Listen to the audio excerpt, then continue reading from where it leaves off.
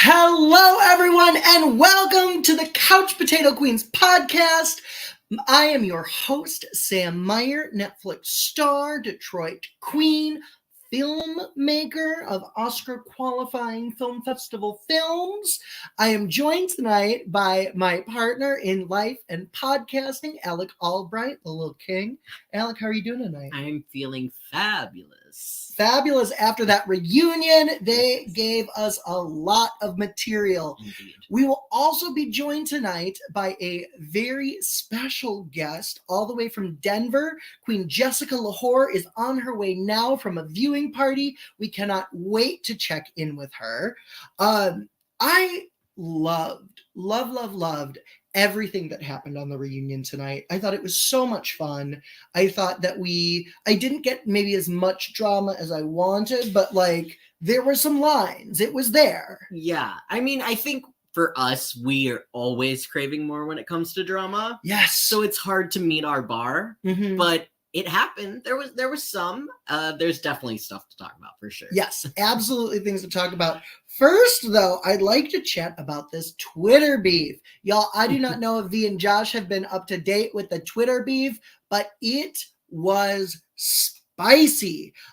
First, I want to talk about sort of the fake or the nicer Twitter beef, which was Mistress versus Bob. Mistress and Bob have been fighting online now for a few weeks, and it has finally culminated in 2 diss tracks. Mistress Isabel Brooks performed her diss track to I'm That Bitch from season 12, from one of the split finales of season 12. And Bob performed her track to Read You, Wrote You. Now, Now, my dog needs to desperately go outside. So, Alec, why don't you share your thoughts on the... Sure, absolutely. Well, first off, I have to say, if you're going to do a diss track against Bob the Drag Queen, it's a choice, and you have to know she's gonna slay you. So props to Mistress Isabel Brooks for going there, but at the same time, girl, maybe don't go there, because... What do you think, Sam? I agree completely. Mistress posted online that she recorded her track in like an hour on her MacBook without excuses. I know. I will like without a microphone. Excuses. And I was like, girl, it would have been fine. Like I was impressed by the production value given what she said she was working with. Sure. However, girl, the lyrics needed it to comes be down to the lyrics. We are huge Mistress Isabel Brooks stands yes. in this house. Let me make that clear. Making it clear. But the lyrics simply weren't as strong as Bob's. I mean, Bob's track was phenomenal. You're not going to beat Bob. You're not going to beat Bob. Maybe somebody like Alaska or another queen that makes more music potentially, but Bob off the spot can go. Yeah. No, it wasn't even close. Bob wiped the floor with Mistress.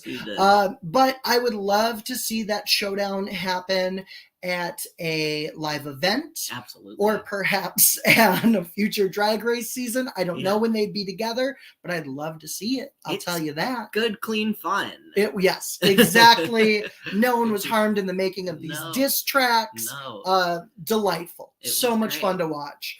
But next we have the Lux versus Trinity drama. By Trinity, I mean Trinity the Tuck. This is getting dirty. So Lux has accused Trinity of hating her specifically and like lightly implied that Trinity is a racist. Not the first time we've heard that. And Trinity's been real sassy in response. Lux has all the receipts. This has been wild to watch unfold.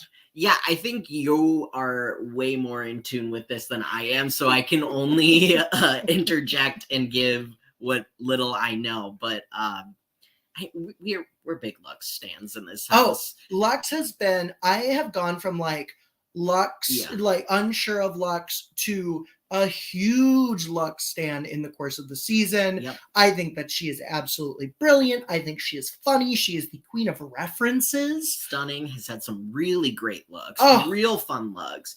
I mean, and deep cuts too. When it's in reference to, you know, something else. Referencing Wee Wee Pole, which is somehow something that no other queen has done before.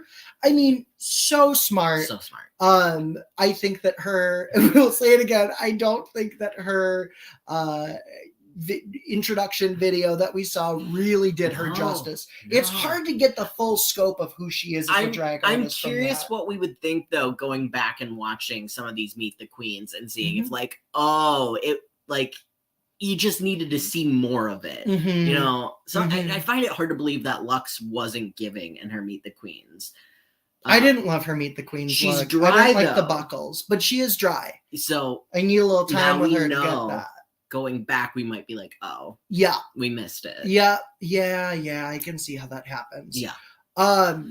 Also, at this point, we want to remind you all to please follow the Couch Potato Queens on Twitter at Couch Potato Queens, QWNZ, Instagram at Couch Potato Queens spelled normal, and subscribe to our channel. Like this video. Come on. What are you doing if you haven't done it yet? 2 seconds. Really, it does not take long. You got this. I believe in you. We believe in you. We do. We love you. We do. Okay, so I want to start talking about some of our favorite looks for the night. Okay. Now, I have to start. Yeah, I know where you're going. You know exactly where I'm going. Yeah. My hands down favorite look of the night was Princess I'm Quitting Drag Poppy dressed in Rebecca Glasscock's entrance look. That was iconic to me. That is I think that is one of the most memorable looks that anyone has worn to a reunion ever. I love it. It is so funny and so smart and so inexpensive. Like, she somehow made that look worse. Like, she took it down a notch. It didn't have the graphic on the front. Didn't have a graphic. Like, it was like higher cut. Like, it was like a yellow t-shirt. Her paint, she really did look like her. She did get the paint. Like, the paint was correct. The paint was correct. And I'm like, girl, I live for that. I'm like, yes, you dumb bitch. It was a lot of fun. It was so much fun. And, like, it's such a beloved image, I'd say, in internet pop culture in general. We, to this day, still, Rebecca Glasscock is still mentioned to this day. I mean, we love her because she's so, like, that like, and the reason that, like, people still think she was a production plant is because she just looked like that all season. Like, season should have 1 never continued to be there because of that. What a wild time to be alive. Season 1 of Drag Race. If you haven't seen it, I highly recommend you go back and watch it. It's a different era. An entirely different show. You know, if you're a newer Drag Race, come on, you have to understand that season 1 was really supposed to be just like a rip of America's Next Top Model, like almost straight up. Like, it was a parody. Yeah. Okay. That's kind of how it started and how it was presented as such. Yeah. And so if you're a big America's Next Top Model fan, you might see some of that. It was a problematic fave. It wasn't problematic at the time. I'm sorry. It's always problematic. It was always problematic. To be clear, we all watched it. We all watched it. We didn't know any better. I'm so sorry. Get from very white communities. But no, it looks like there's Vaseline smudged real heavy on the lens. Like, the quality is not even close to what it is now. But there's something that's very exciting about those early days of Drag Race. There's something. I mean, those are established queens. Yeah. Yeah, you know, absolutely. They were named queens. That's why they got to be on the show. Like, people knew them. Absolutely. I mean, I still think that if Nina Flowers ever came back, she would do very well. Still a huge Nina Flowers stan. She was groundbreaking. She was groundbreaking with her makeup. And she's still, though, I mean, there are not a lot of comparisons to her. No, there really isn't. And that's saying something, you know, in this day and age when we have an influx of queens, which we're all here for. We love it. Give us more. But yeah, Nina still somehow manages to have her unique brand, which is incredible. Absolutely. Absolutely. I also loved Princess Poppy's walking off gag, though, when Aura said that she was engaged. I thought it was funny after they had their whole little, like, crush moment. I don't know who was planning on topping and bottoming in that pairing, because it seemed like she wanted Aura to top, but she was also, maybe they're verts. Maybe they're both verts. That would be exciting. We I live think in that world. I know we live in a bubble, but there are verse people do exist. They do we exist. have to recognize and acknowledge them. Thank you, verse people. Thank you for existing. We see you. We acknowledge you. We appreciate you. But also, I would just like to say, drop the OnlyFans, Princess Poppy. Drop it, Aura. I mean, we all want it. You're right. I'm the guy. Sasha Bell's doing it. I'm sure she'll give you tips. Oh God. Shout out to Sasha Bell. Shout out to Sasha Bell.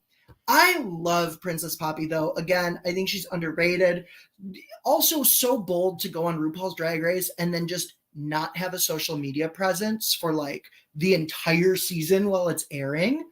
I mean, it's so bold. It's so contradictory. No one knows what's going on. She's created more of a name for herself by saying nothing than if she were consistently in the mix. Sometimes saying nothing is saying something.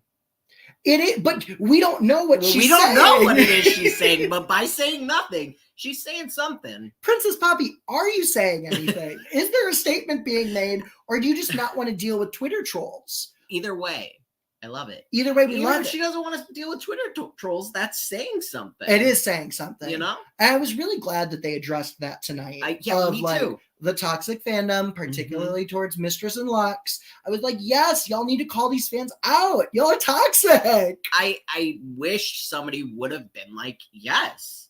Because I don't believe that it is no across the board for everyone. And even the people who said, when Ru asked them about does, the impact of Twitter or the fan base, like, does it make you filter yourself when you come on the show? Is it something in the back of your mind? Is it something you think about it? And they were all, at least the ones that spoke up about it were like, no, not at all. You can't let that bother you. And I'm like, you can say that, and like, that is the right mindset to have, but it is in your head. Yeah. There's no way it's not. But I'm like, how can it not be though?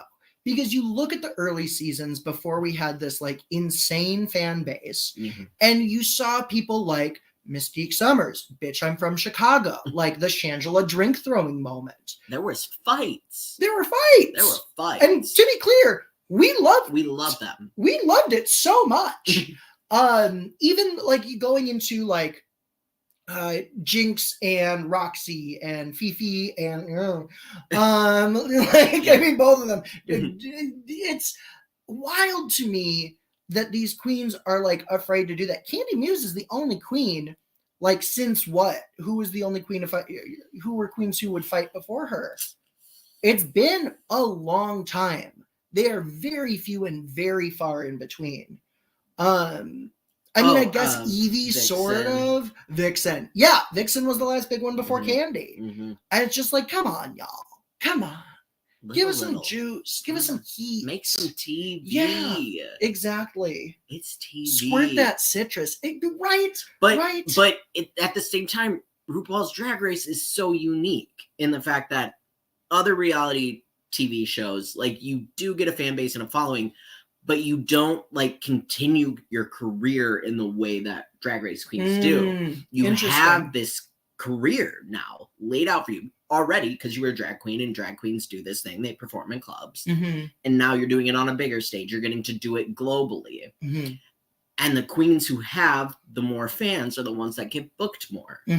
So it really does have a big impact on your wallet. You'll see it, like there are queens that are out here already millionaires. Yeah, and that's true. Other queens that are just fighting to get jobs. Yeah, I hear that, but also I'm like, you could say that about American Idol. Like, you could say it about like a lot of talent competition. But can shows. You? I guess not in the same way, because the franchise doesn't hold on to them.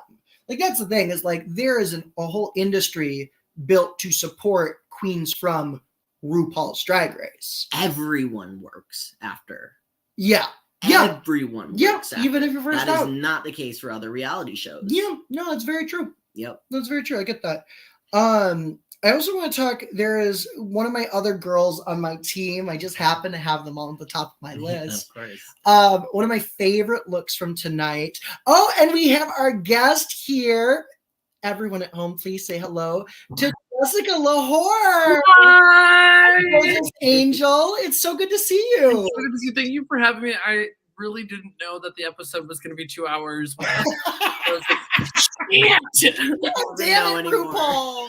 I know. I'm not mad. We complained about 45 minutes. Now I'm complaining about 2 hours. So I'm just happy to be here. Nothing is good enough. I think for it was us. like an hour of commercials, though. Let's be real. Yeah. You look stunning tonight, by the way. Oh, thank you. Oh my God, demonic fantasy. Tell us about your look. I did a photo shoot earlier in the day, probably around like 1 or 2 o'clock, and it was all crows, angel of death, like very foggy haze, steal your soul, super villain, and then I just carried it over for tonight's viewing party. So I love it. So to just give a little introduction to the folks at home watching. When Jessica and I started chatting on social media about her coming on the show, of course I asked my friends around Denver about you, just to see like who is this Jessica person? Depends on your friends. Oh no, it doesn't. No, we both have Denver connections. Shockingly, it does not, because across the board, everyone we asked said Jessica is the and that bitch. Oh. They're like, she's like, none of the other girls are doing what Jessica is doing. I mean, people are like rabid for you. And we are as well now.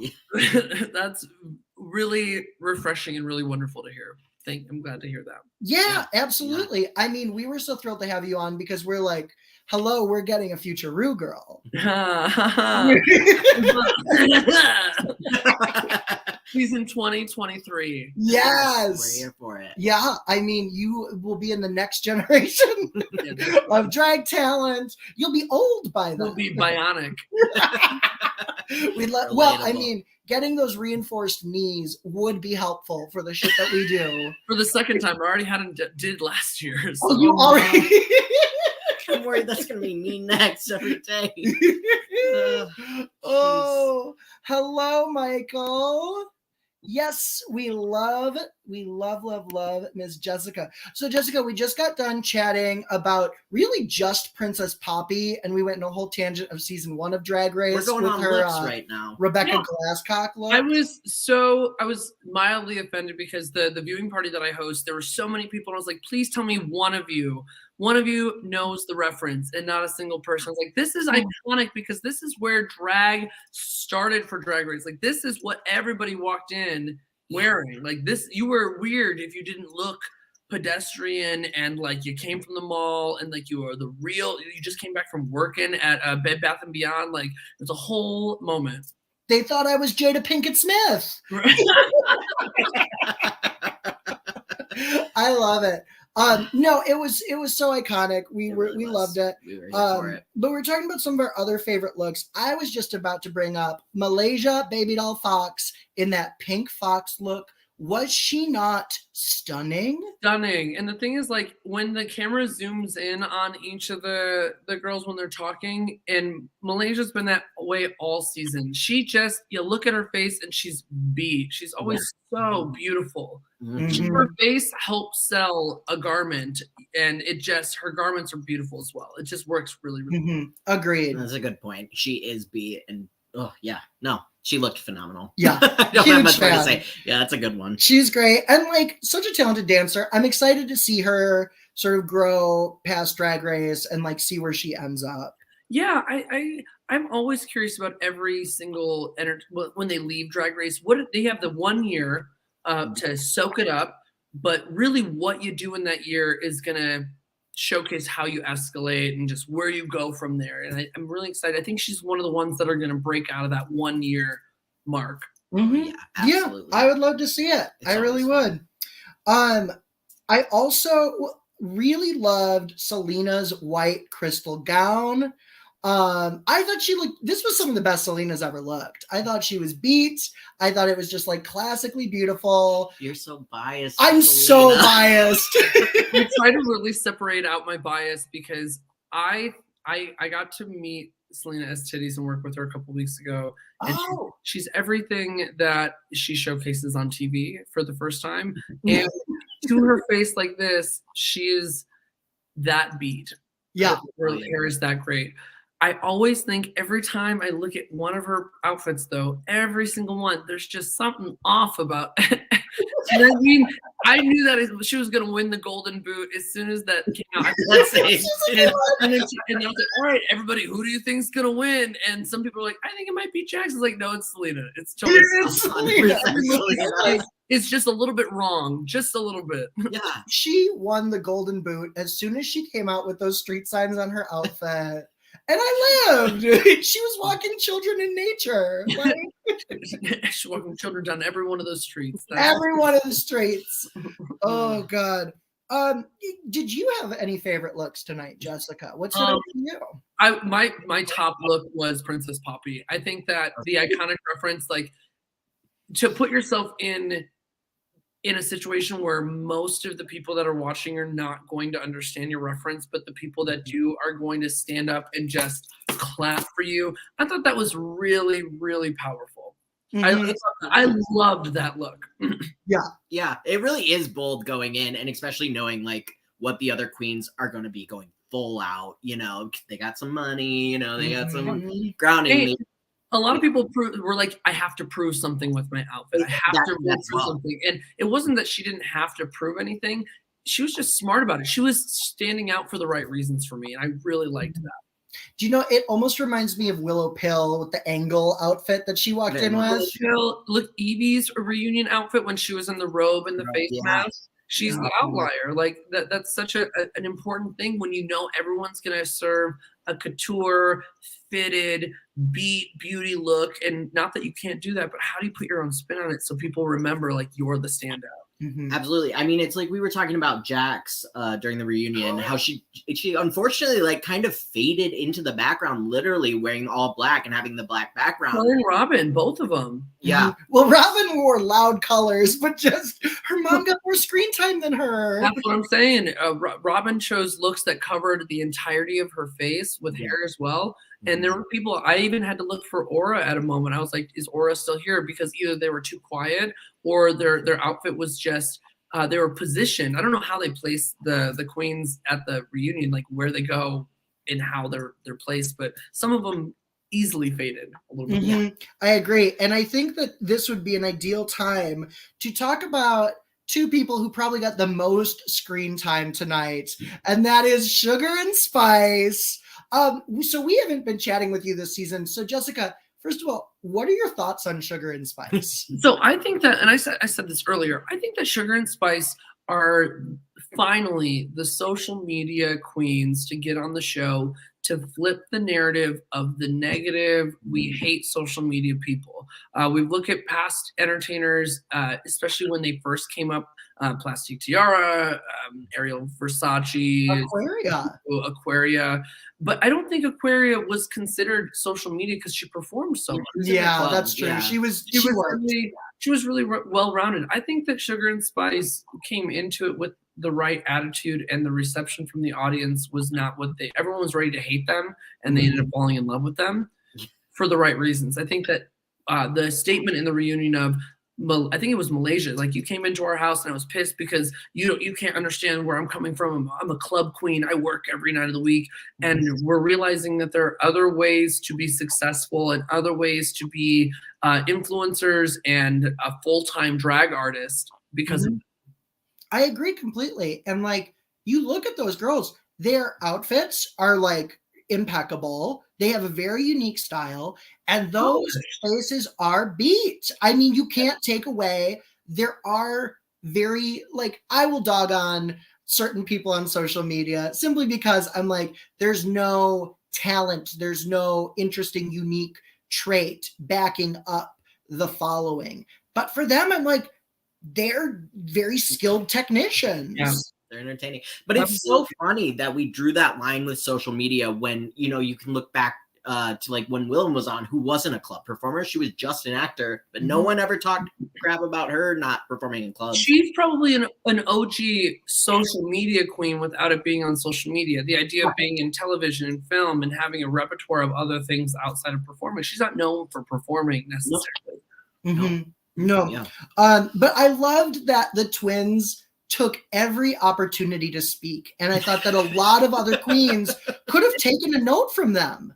That's half the battle. Irene took a note. She realized, hey, I was first out. I need to get my little one-ups, my little sentences, my little shade marks, whatever it is. I'm not just going to sit there and stay quiet because especially if I was eliminated during one of the 45-minute episodes, that is your last chance on TV. Your last chance on TV for right now. In your mind, like this is what you've got left.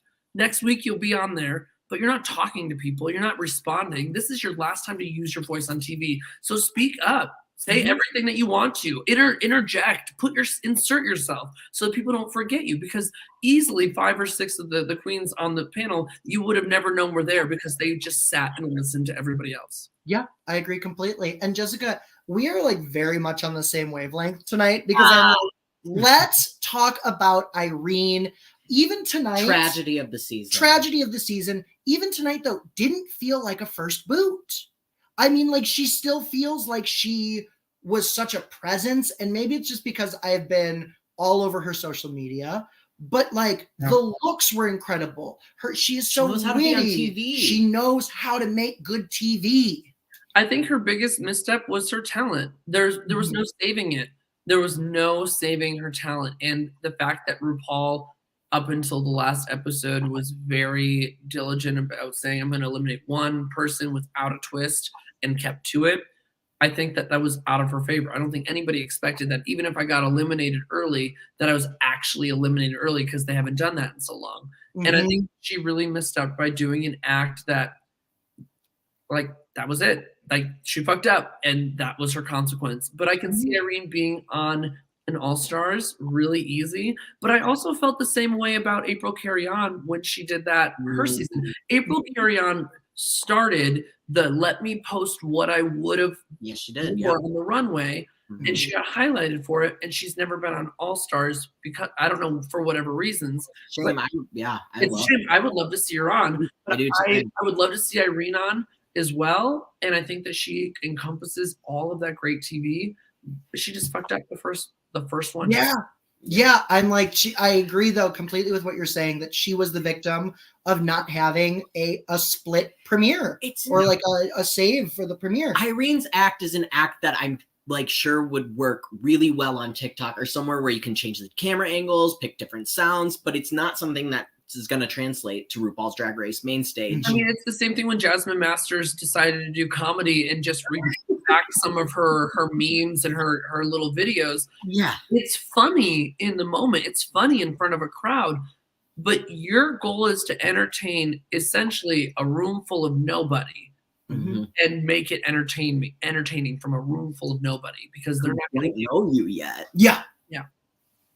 I agree completely. But I'm like, Irene, I stan. I would love to see her. I hope she does very well because also that bone look was very cool.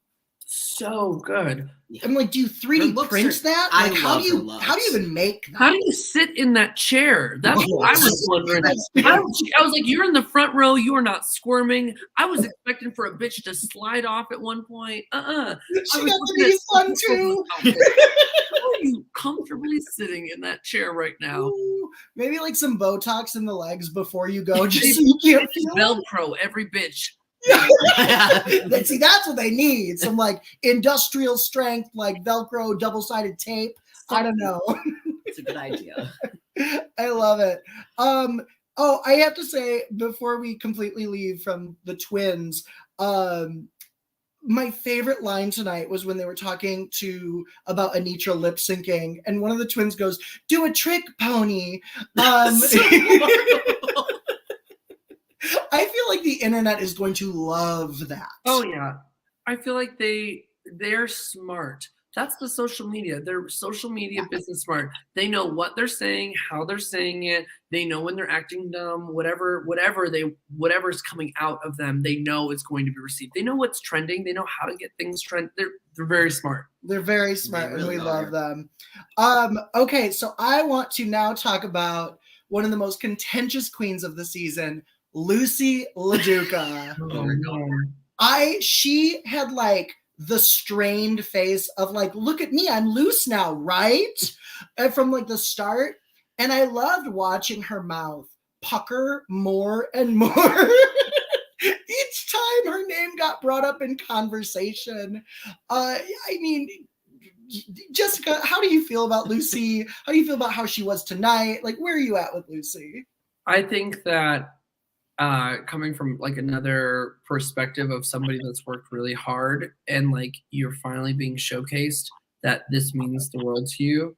And so I think that they used a lot of that vulnerability on the show. From interviews from Rocco's to the way people perceived, I understand probably Lucy took things way too seriously and was not letting loose or anything like that. But I can't imagine after weeks of this competition coming to film a live reunion of this last episode, knowing most of the people went from loving you to hating you. Interesting. And not getting the other insight of how questions were asked. What she said is what she said. How she acted is how she acted. Producers still cut and piece different. Oh, totally. From her exit on Drag Race to how she was responding. I think that it was a yes and. There were parts of Lucy in the reunion where I was like, you're trying way too hard. You're showcasing that you're not just being yourself. You're trying way too hard to say the right thing, to sit the right way, to have the right facial expression, to respond correctly, to maybe when she was having her emotional bit with Connecticut, I could see it being both emotional and a little milked. Yeah. It started very emotional and I believed it, but then it turned very much into, okay, we understand it, but it's not about it. I think that there was a lot of pressure for her going into that, and that I probably would have done the same thing. If I were somebody that, I would have tried to sit and be as perceived okay. But I felt like every moment she wanted to not snap but cry. Like I felt like she wanted to just break down. Yeah, she couldn't. And that's hard. Like, and again, in terms of anyone watching this podcast, we love Lucy LaDuca. We are huge advocates of like, we will spill the tea. We enjoy the TV show. We enjoy the production of things, but like you have to step into people's shoes. And like, how would you respond in this situation? I know I would look terrible on reality TV. I think the biggest thing is I wish that she would have just acted more like herself, like she did in Tucked around Mistress and Lex. They called it right out when she was like, she was talking different. She was acting different. If she would have just brought that into it, I think that would have been a better reception. I feel like she was too worried about the fandom. And the fandom's ruthless. So and that's what we were talking about as well, is just I'm glad that they called out how the fans like treat the queens, but I think that it's a little hypocritical or disingenuous for the queens to say like, no, the fans don't affect how we act on TV, because they, like, y'all know, Mistress freaking out about them using the word bullying, even that word getting associated with her name, knowing what will happen to a plus size queen of color who is called a bully. It's insane. And how easy it is for a plus size queen of color to be put into that bully category by the fandom. Everybody, I believe everybody on that show, probably since season 6, knows that the fandom is going to be intense. I think how you respond on the TV show to be authentic, but not push it to cause commotion, is a healthy balance. And I think Sasha knows that. I think Mistress knows that in most aspects. I think Lux doesn't care. So I think like there's pieces to that as well. But everybody has to realize that you can't fool the fans, but you can't not worry about them a little bit. Exactly. No. You can't let them dictate how you act and what you say and what you do on the show. You've got to be yourself, because But that's why people gonna be in the back of your mind. Yeah, Because but the fans are crazy. Yeah. No, it's pretty wild. Yeah. So I don't know. Sasha, to me, the way that they talk about her, are you in the same boat where you're like, we're all just sort of waiting for them to crown Sasha? There's other queens in the mix, but like Every week there's like a little extra. For the last couple of episodes, I felt like their producers had their hand in the Anitra honeypot, where they were trying to play up her win and her storyline to win. But then I look at past winners and what RuPaul specifically laid out and said, I'm amazed by you. Like, I'm the queen of all drag and I'm amazed by you. And to me, that sold it immediately. That's a good point. I think that was part of it. What a compliment. When Ru goes out of her way to give you a compliment like that, whether you make it to the top and win or not, she favors you and she sees you and she wants you to succeed. And in this last case, Sasha they didn't give that same highlight to any of the other top 4. No. And I think with Anitra as well, I don't want to say she's been undeserving of the wins, because she's a very talented queen and has done very well. I will say that you could see certain challenges going different directions, and that having Anitra winning consistently close to the end makes a lot of sense for her story arc from a production standpoint.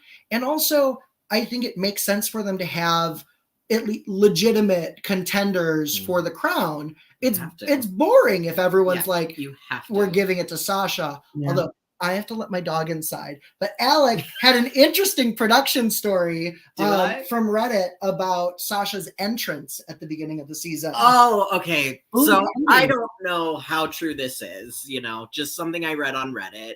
Apparently somebody who worked on production posted that they distinctly remember when the queens walked in for their first entrance, they always say, queen walking.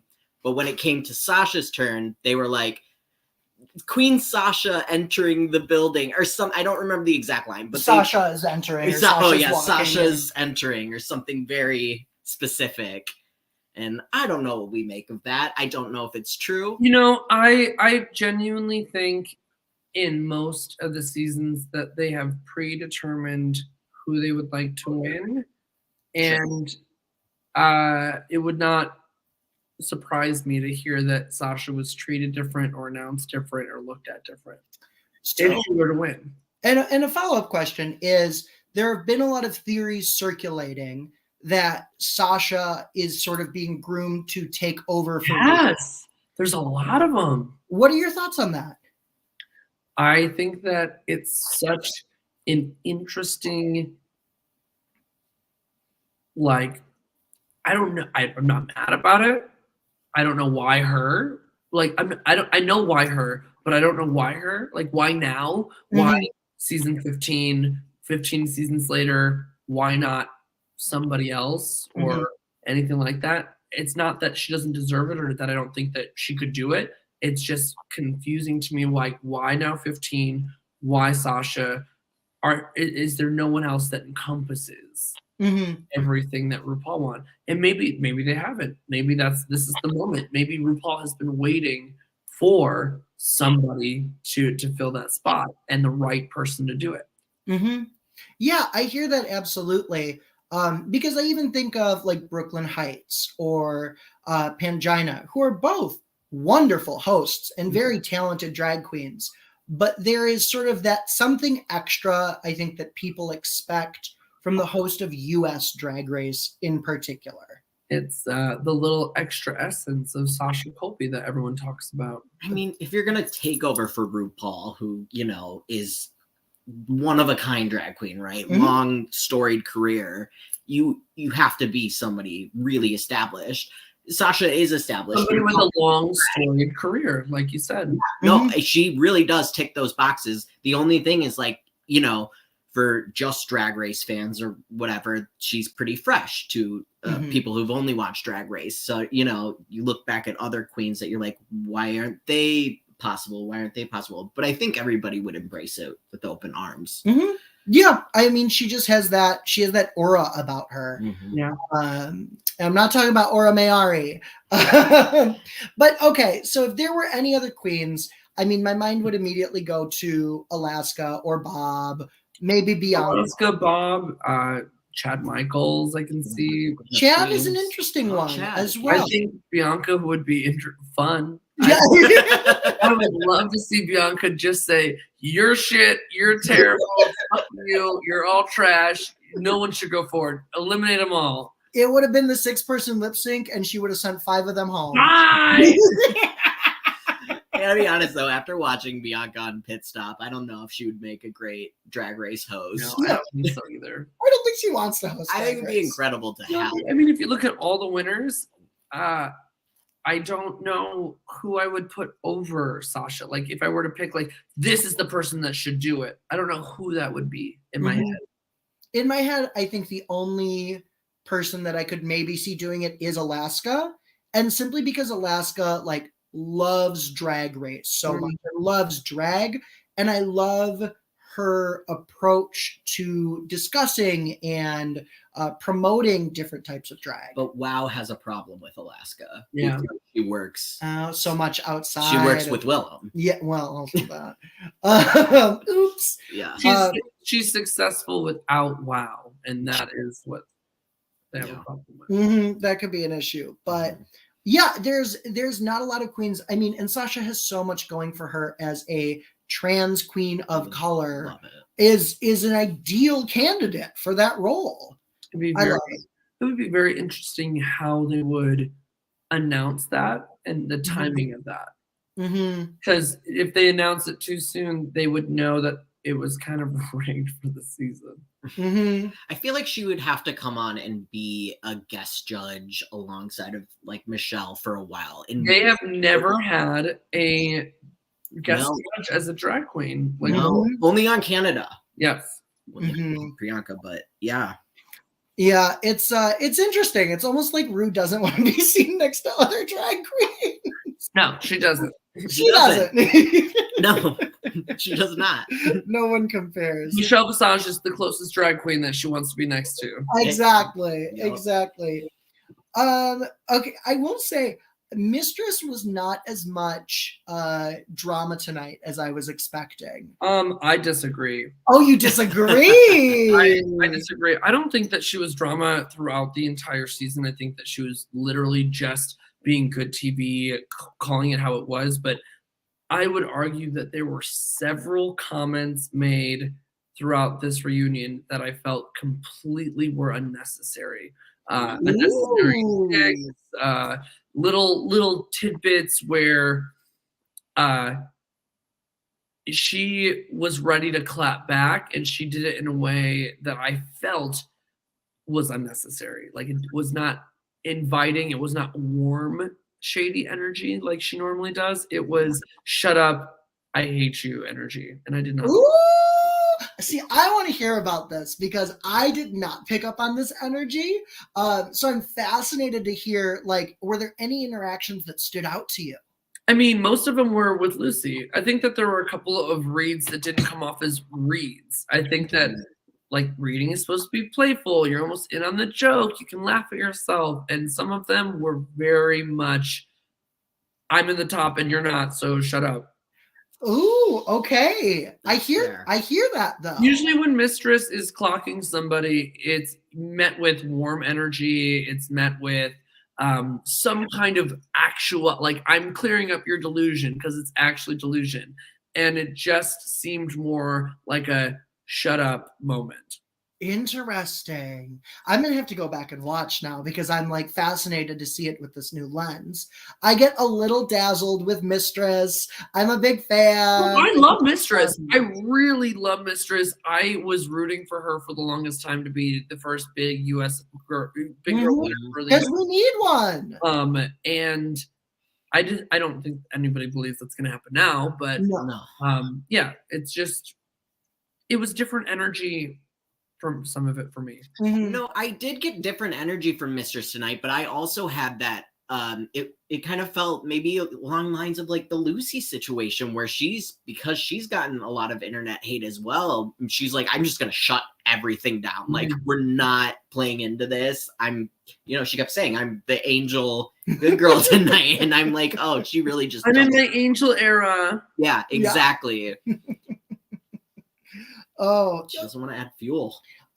One of the funniest things tonight, though, speaking of internet drama, was Anitra addressing like the voguing versus nogging scandal with Aja. And they didn't call Aja out by name. But it's been interesting to see how that sort of develops over the season. Anitra has not made a lot of comments about it. And I thought she was smart for saying it is Vogue-ish. But it's true. I mean, like, without a connection to the ballroom community, like, don't call it what it isn't. She is using a lot of the moves. Passionate about that. But I thought that Anitra played it correctly tonight. Yeah. I think that people have to look at Anitra's experience with how she has become passionate and in love with voguing and the ballroom scene from afar, and is kind of self-taught or self-researched, the impact over the intent. The intent of her doing what she does is because she has the passion. She loves what she does. She has looked at it and studied it, maybe not in the same way that people in the ballroom scene have, but it's different than if you looked at anybody else on the cast, like Aura Mayari, trying to do that and then trying to pass it off as voguing or anything. She's knows nothing about it. I feel like if you look at the voguing challenge, the mini challenge, you really showed who knew pieces of the history of ballroom scene and culture and language and attitude, and who just was dancing because it was the mini challenge. Yeah, absolutely. And I personally would love to see Anitra be welcomed more into the ballroom community. She would learn technique, and she'd probably be brought into a family if they would just give her that. They should see the potential that she has for what she loves and wants to learn more about, rather than just knocking her down for not doing it 100% correct, I think. Oh, absolutely. Personally. And I'm also not in the ballroom scene, so it's that way. And I don't I don't think it's so much about doing it correctly, because the girl has a nasty duck walk, but also giving credit to where this is coming from. Yeah. Where you see a lot of ballroom terminology is sort of co-opted and changed by the Drag Race fandom, or just the show Drag Race. And then when ballroom queens or ballroom performers in general are like, hey, so like this is not what this is, and they're told like, shut up, go back to your scene. Like that's more where it comes into play for me. So I'm glad to see though that there seems to be like a bridge building here. I would have loved to see for that like mini challenge if they brought in somebody from the ballroom scene and said, like, here are some things, like, or let me show you what it is. Now give us your best go. So that there could have been the representation of this is how somebody from the ballroom scene does voguing. Absolutely. That's such a smart idea. You really should. Because there are such a bevy of performers, even from Legendary, that are in LA. Oh, yeah. They could easily pay a celebrity that from Legendary to come, to come do something. Bring Naomi up in that bitch and let her show how to do it. Naomi up in that bitch. Yes. Seriously. Oh, I would love to see her. Because, did you ever watch when she and Deshaun Wesley run America's Best Dance Crew? No. Oh, you have to go look it up. They were in a group called Vogue Evolution. And it was, completely game-changing. Naomi was the first trans woman I ever saw on TV because of America's Best Dance Crew. No, I didn't know that. Oh, it's fun. It's a deep cut. Sam. It's really a deep cut. But one of the reasons I love Naomi is because she does the shake. She does the what does she call it? And she has such a specific word for it. Can't think of it either, but I know she's talked about it many a time. And I want to see a girl looking like she's having a seizure, feeling her oats grain sweets and thins. We live. Don't cancel me. I'm not doing it. I also, this is a little bit of a tangent, but they brought back several Drag Race queens to do question like the Q&A tonight. And I just have to ask, was it the lighting? The looks were kind of wild across the board, but Derek Barry looked insane. I thought that I was crazy. No, we were wondering if she got caught in the middle of her beat, or like, you know. I don't know. Asia looked amazing. Yeah, Deja looked amazing. Aquaria looked amazing. Coco looked like she looks. Who? Coco Montrese. Coco looked. She looked great. I thought she looked great.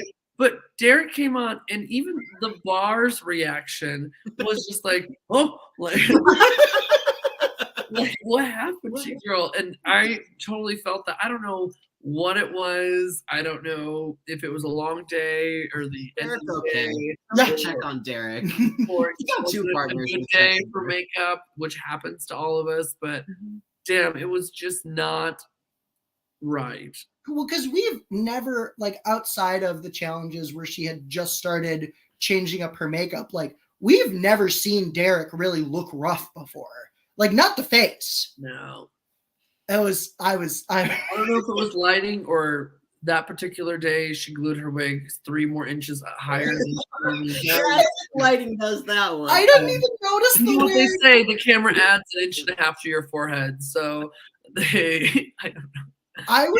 It just wasn't right. Thrown off by like the eyes down, like from eyes to chin was just like which is like arguably, like, I'm not a great makeup artist as a queen, but like this is like the easiest part, right? Like, to be fair, I follow Derek on her stuff. She doesn't look like that, not what she posts, but that particular video was definitely not her best. It wasn't kind. It was not kind. That was on the edit. Frankly. Who let that happen? So those were like sort of the major queens I wanted to talk about tonight. Jessica, did you have any standout moments that we didn't address? I'm really happy that they addressed the Lux situation, like where she went down the line and kind of read everybody. I really am glad that they touched on that because I wanted to know more about where Lux was coming from. I don't know if I believe all of it. I have to agree that it had to have been premeditated in some aspect. Like, you knew this was coming, or Lux had, I think it could have been premeditated on the stage. When RuPaul asked the question and Lux realized that she was last, that she was like, okay, I need to think of my response. I think that was nice. That was it. Touching on that, like hearing somebody's experience about that. I love that they got called out for stealing shit on set. Oh my god, they stole a piece of the wall. Oh yeah, the light bulb. The light bulb was the funny. I'm like, what are you gonna do with a light bulb? You just say I have it. And that's probably thousands of dollars.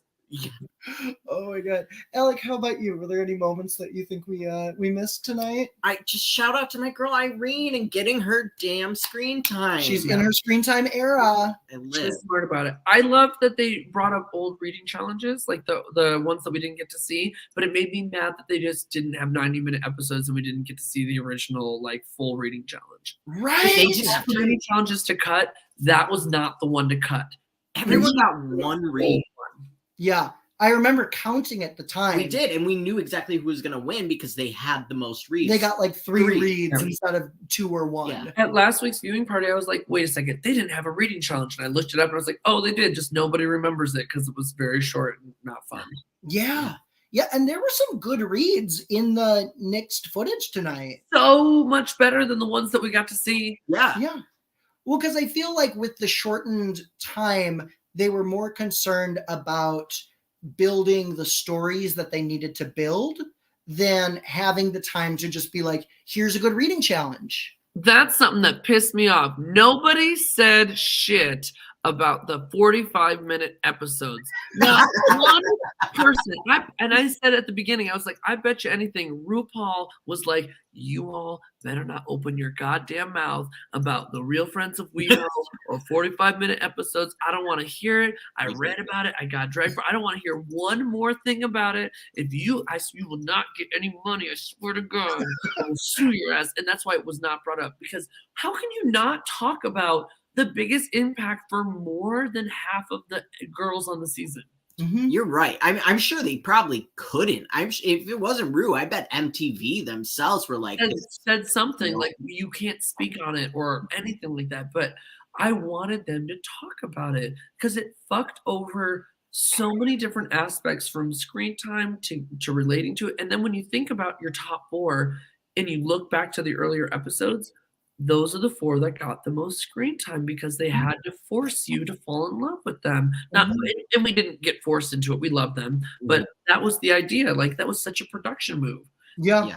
I was waiting for Selena S. Titties to yell, the Real Friends of WeHo can eat my ass. I wanted faggots, you can eat my ass. Oh, I live. That would have been her screen time. She deserved that. They should have brought that up with Ross Matthews. That happened after the fact. Oh yeah. RuPaul should have been like, so I hear you have a problem with one of the judges. That would have been hysterical. Oh, it would have been so funny. And actually, I'll bounce back to Selena because I forgot this was actually probably my biggest question mark moment of the evening.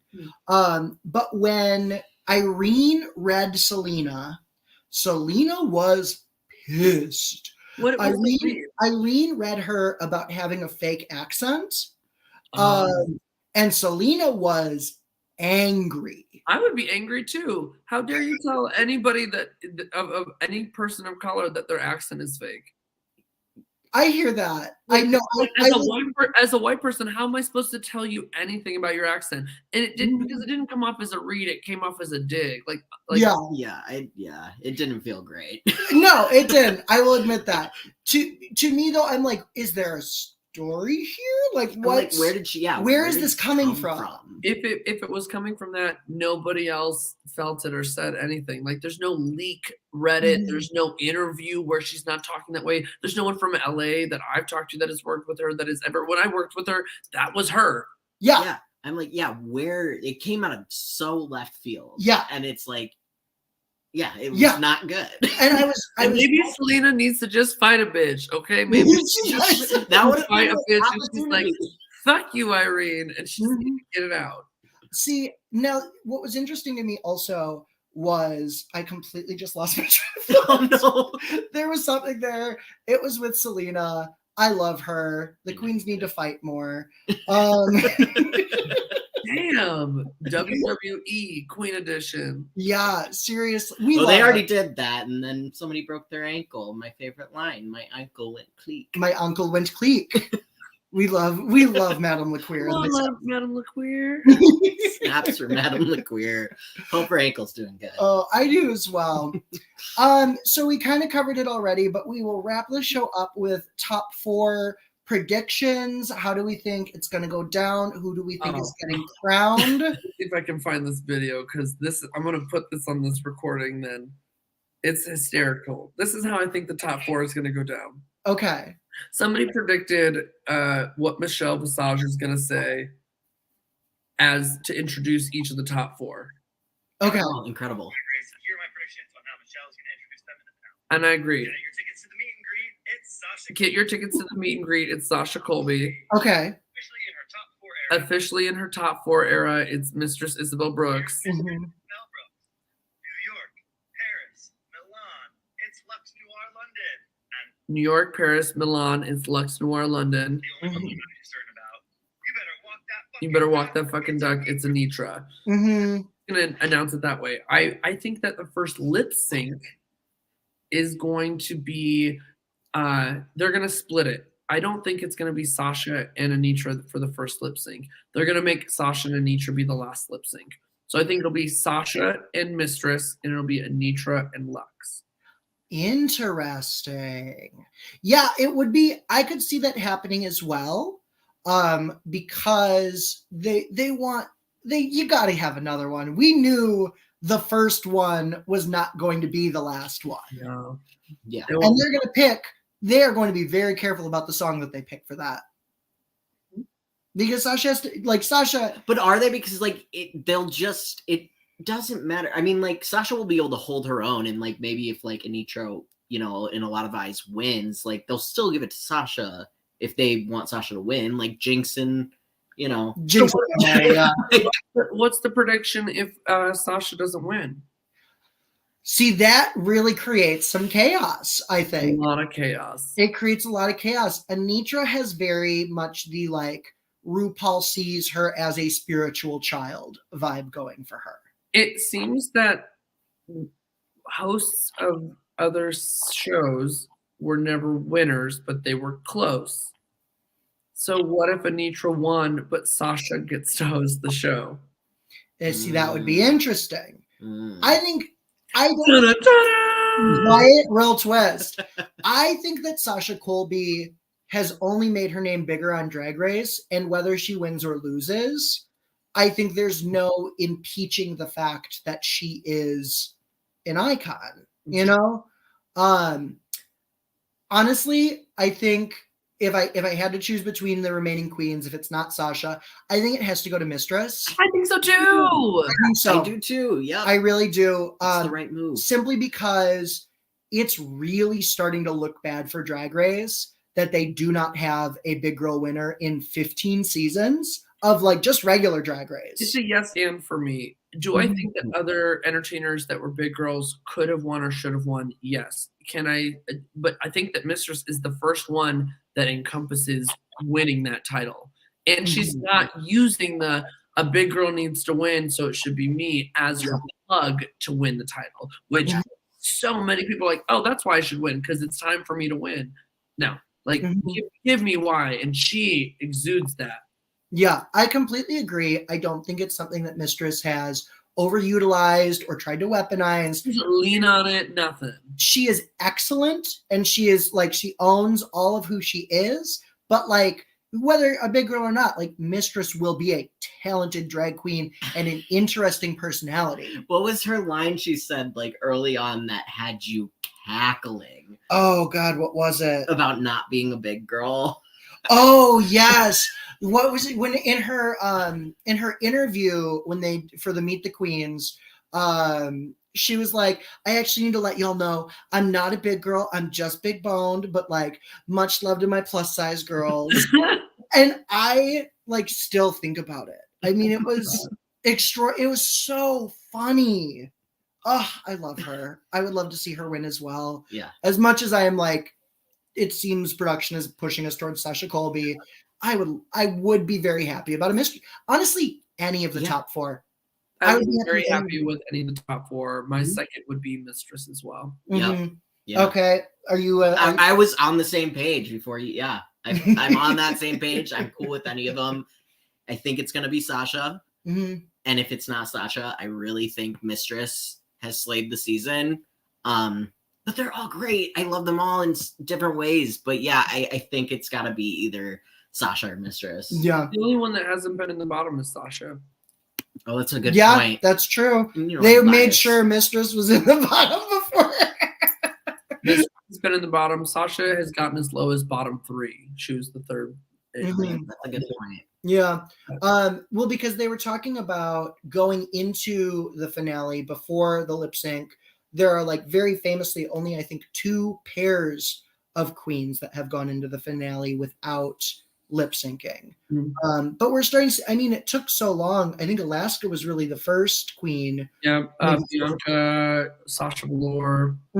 But it's rare. It's relatively rare in the early seasons and only becoming slightly more common now in the later seasons. So I don't know. I think it's interesting. It's not a guaranteed win, but it's helpful. And I'm here for more trans winners. Yeah. Oh, always. Absolutely.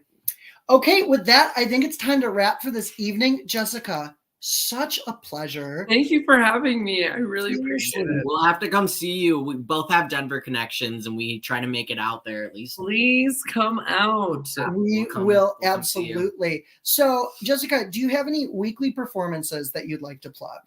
Yeah, I'm at Hamburger Mary's for drag brunch every single Saturday and Sunday, and that's probably weekly, but I would check out my schedule, which I post on Instagram, and I do a bunch of variety shows throughout the state. Okay. And folks, you can follow Jessica on YouTube, Instagram, and Twitter at Jessica Lahore. We love your Jessica Talks, Jess Talks. Thanks. Delightful. So, folks, if you subscribe to the Couch Potato Queens, you should absolutely subscribe to Jessica Lahore because she's a phenomenal entertainer, a gorgeous queen, and we love you. We're obsessed with you. Now, we will very quickly plug ourselves. Alec? You can follow me on Instagram at little.king.jpg. That's it. And you can follow me on Facebook, Twitter, and Instagram at Sam Meyer Comedy. That is all for our show tonight. Remember to follow the Couch Potato Queens on Twitter, Instagram, and subscribe to our channel. Like this video. And we'll chat with y'all soon. Bye. Bye.